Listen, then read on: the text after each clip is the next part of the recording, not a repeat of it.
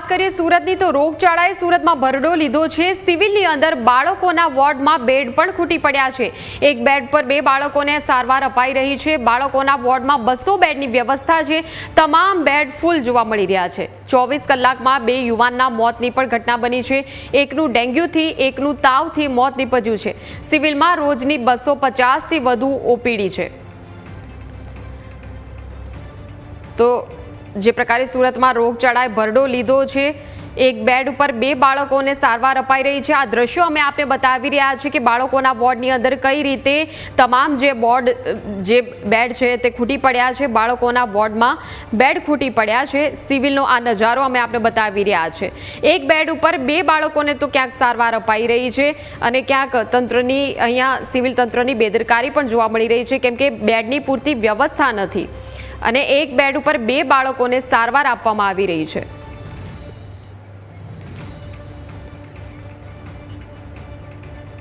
તો સંવાદદાતા અમિત આપણી સાથે જોડાયા છે। અમિત, એક બેડ પર 2 બાળકોને સારવાર અપાઈ રહી છે, આ કેવા પ્રકારની હોસ્પિટલ તંત્રની કામગીરી ચાલી રહી છે અને જ્યારે રોગચાળાએ ભરડો લીધો છે તેવામાં આ પ્રકારે સારવાર આપવામાં આવી રહી છે, કેટલું યોગ્ય?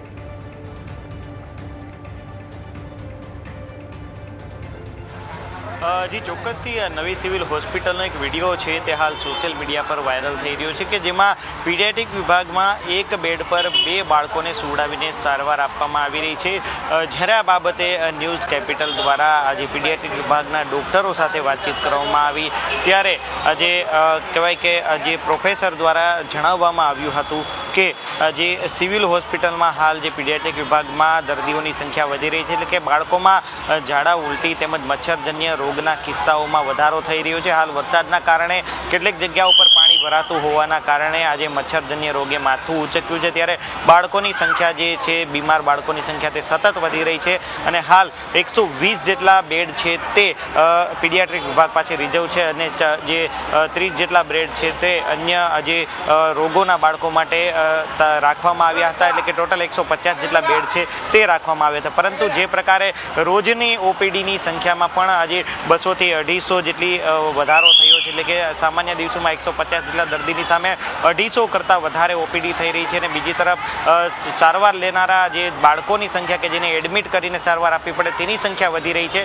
એટલે સિવિલ હોસ્પિટલમાં જે ખાસ કરીને ગરીબ વર્ગના લોકો આવતા હોય છે ત્યારે ડૉક્ટરના જણાવ્યા અનુસાર કે આ ગરીબ દર્દીઓને બહાર ન જવું પડે અને બાળકોને જમીન પર સારવાર ન લેવી પડે, એટલે કે બેડ છે તે મોટા હોવાને લઈને એક બેડ પર 2 ડિવાઈડ કરીને બાળકોને સુવડાવવામાં આવે છે અને ત્યારબાદ સારવાર આપવામાં આવે છે। જો કે કોઈ પણ બાળકોને ચેપજન્ય રોગ હોય તો એકબીજા સાથે સુવડાવવામાં આવતા નથી અને તેની અલગ રાખીને સારવાર અપાઈ રહી છે। હાલ ગરીબ દર્દીઓ માટે આ પ્રકારનું છે તે કામ કરવું પડી રહ્યું છે અને અન્ય જગ્યા પર એક નવો વોર્ડ શરૂ કરવા માટે પણ જે સિવિલ હોસ્પિટલ દ્વારા કવાયત હાથ ધરવામાં આવી હોવાની પણ વાત છે તે કરવામાં આવી રહી છે, પરંતુ હાલ બેડ જે છે તે તમામ ભરાઈ ગયા હોવાને લઈ કોઈ દર્દી છે ખાનગી હોસ્પિટલમાં સારવાર લેવા મજબૂર ન બનવું પડે તે માટે આ પ્રકારનું કૃત્ય જે કામ કર્યું હોવાનું પણ સિવિલ પ્રશાસનનું કહેવું છે।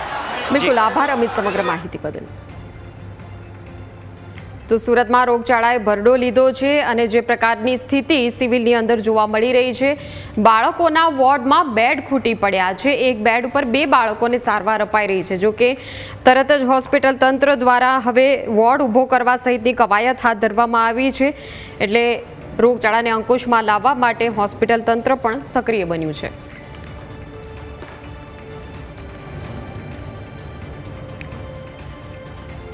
તો જે પ્રકારે ઓપીડીમાં પણ સતત ઉછાળો નોંધાયો છે, ડેન્ગ્યુ સહિતના તમામ જે રોગો છે તેમાં વધારો જોવા મળી રહ્યો છે, કેસમાં પણ વધારો જોવા મળી રહ્યો છે અને તેને લઈને સિવિલમાં વ્યવસ્થાઓ જે છે તે રાતોરાત ઊભી કરવાની ફરજ પડી છે।